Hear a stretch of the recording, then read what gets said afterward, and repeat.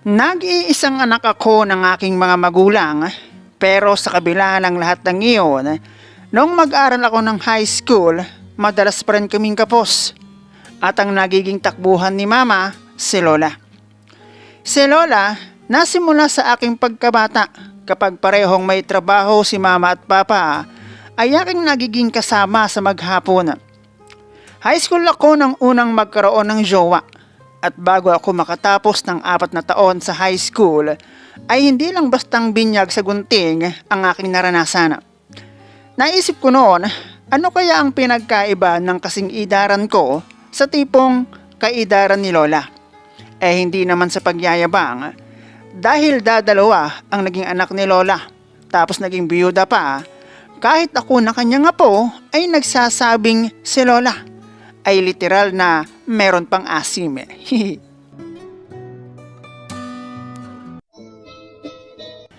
Hello guys and welcome dito sa Kasgul TV. At syempre kung ikaw ay bago dito sa aking channel at trip mo ang ganitong klase ng kwento, palike and subscribe naman dyan.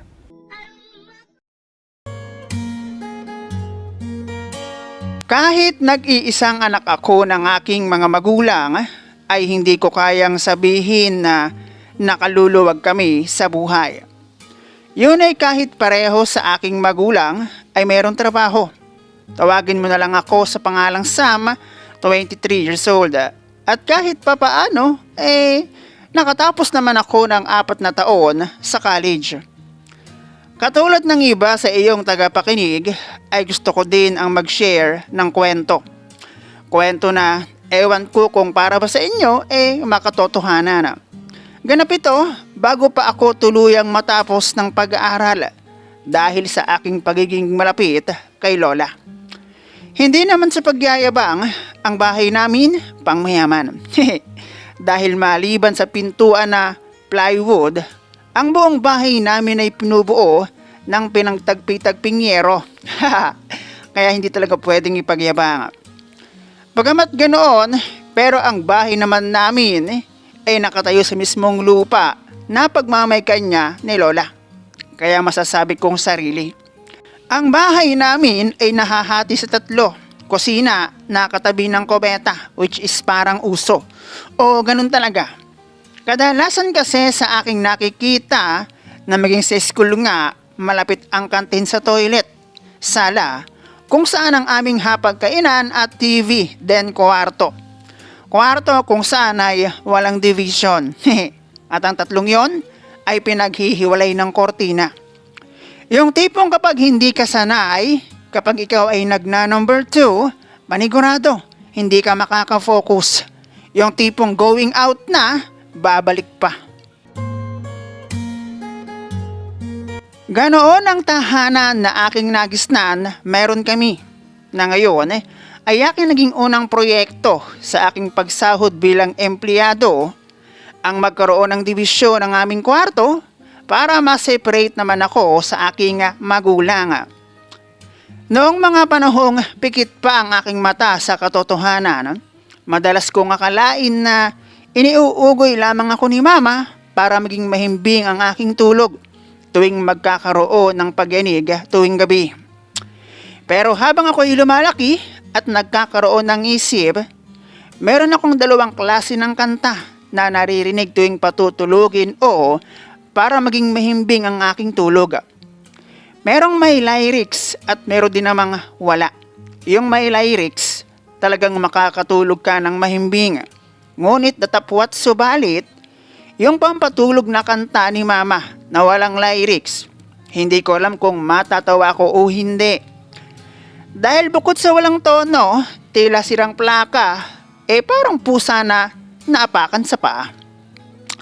Pero ni minsan, hindi ko yun inusisa dahil madalas gabi at wala akong makita. Ang isa pang nakakapagtaka, tuwing matatapos ang paghimig ni mama, biglang nagliliwanag at nagiging maliwalas ang paligid na para bang walang nangyaring sakuna. Noong pumasok ako ng paaralan, elementary, ay medyo parang anak mayaman ako noon. Iyon ay dahil marami talaga sa aking mga kaklase ang nag-iisip na ako'y mayaman. Dahil sa laman ng aking lunch bag na binibili lang naman ni mama sa palengke. Noong ako'y elementary, madalas ang naghahatid sundo sa akin sa school ay ang biyoda kong lola. Dahil kinalakihan ko na si mama at papa na mayroong trabaho. Noong ako'y elementary, minsan ko na rin naitanong sa aking sarili na bakit wala akong kapatid na babae. Kadalasan kasi sa aking mga kaklasing lalaki ay tinatawag na kuya, na magkapatid nga raw sila. Elementary na rin ako noong malaman ko ang katotohanan na hindi pala ako pinapatulog ni mama tuwing darating ang pagyanig. Sa amin kasi, bukod sa sama-sama kami sa iisang kwarto, kapag kami natutulog ayaw ni mama ng off ang ilaw. At noong malaman ko ang totoong dahilan kung bakit nagkakaroon ng mini lindol, ay sinusubukan pala ng aking mga magulang na bigyan ako ng kapatid. At yun din pala ang dahilan kung bakit this oras ng gabi na alimpungatan ako sa inaakala kong ipinaghehele ako ni mama, pero sintonado at kakaiba ang tono at madilim.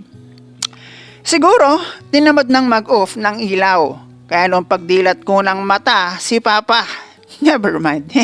Kaya pala, kung minsan ang isa sa east or west noong aking kamusmusan, walang gatas. Char. Naisip ko noon, magkakaroon pa kaya ako ng kapatid? Sabi ko sa sarili ko, mukhang malabo na. Dahil bilang kanilang anak, ng aking malaan ang katotohanan, ay matagal na silang nagsisika pero walang nangyayari. Itatanong ko sana kung putok ako sa buho. Ano ako, tsamba? Alam ko naman na gusto ni mama na magkaroon ng anak na babae. Bukod sa madalas ay si lola ang naghahatid sundo sa akin noong ako'y elementary at panahong hindi ko pa kaya ang mag-uwian ng nag-iisa. May mga pagkakataon din na iniimbita ako ni lola na sa kanila matulog at pansin kong nangyayari yun pag uuwi si papa mula sa ilang araw na hindi namin siya kasama.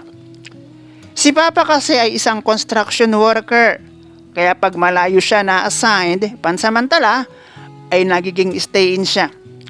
Si mama naman tendera sa isang bakery sa palengke sa lugar namin at tingin ko isa ang klase ng trabaho ng aking mga magulang kung bakit kahit ako'y nag-iisa at dalawa silang may trabaho, madalas kaming kapos noong ako'y high school.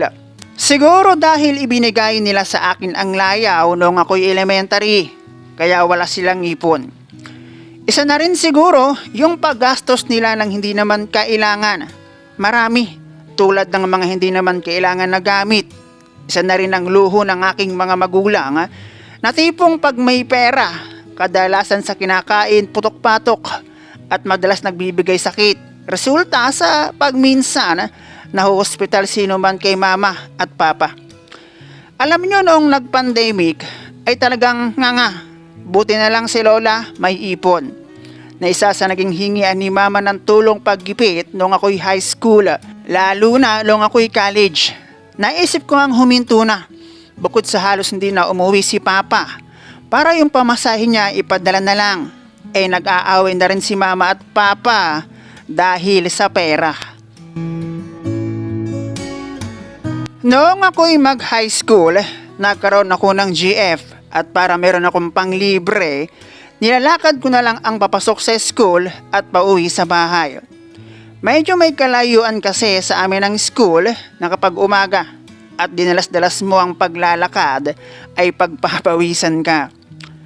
Noong ako'y high school, dahil alam ni lola ang sitwasyon ni mama at papa, ay hindi lang pag-aabot ng baon ang ginagawa ni lola, pati paglalaan ng pagkain na pwede kong mabaon sa school, ginagawa niya. Na para bang itinuring niya kung ikatlo niyang anak. Noong high school din ako, unang nakatikim ng special na putahe. Yun kasing naging jowa ko bukod sa talande. Tulad ko nag-iisa ding anak. Tapos tulad ko, pareho ding may trabaho ang magulang. Syempre, wala din laging tao sa kanilang bahay. Itago na lang natin sa pangalang May ang GF ko until matapos kami ng high school. Mas mapera kaysa sa akin.